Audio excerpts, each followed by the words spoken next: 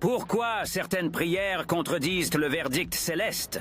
Toutes les prières ne sont pas neutres. Certaines ne sont pas seulement inefficaces. Elles contredisent activement ce que le ciel a déjà statué. Parce que le verdict précède toujours la prière. Mais la prière peut se placer contre le verdict.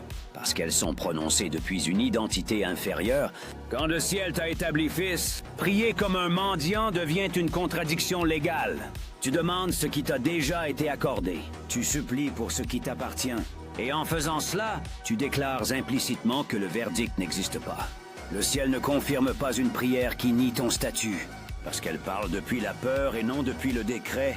La peur ne demande pas l'exécution, elle demande la suspension. Quand tu pries en anticipant l'échec, tu appelles la protection là où il y a déjà une couverture. Tu cherches une issue là où un chemin est déjà décrété. La peur n'invalide pas le verdict, mais elle empêche ta voix de s'y aligner.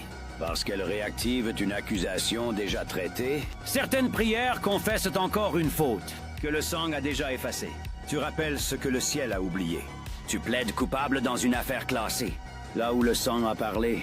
Toute auto-accusation devient une opposition juridique, parce qu'elle demande un changement, là où le ciel attend une proclamation. Le ciel ne corrige pas ce qui est déjà établi.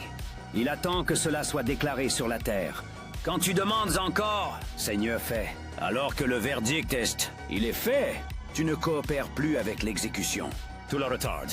Parce qu'elles sont émotionnelles. Alors que le ciel est légal, l'intensité n'est pas une autorité. Les larmes ne sont pas une base légale. Le ciel n'est pas insensible, il est structuré.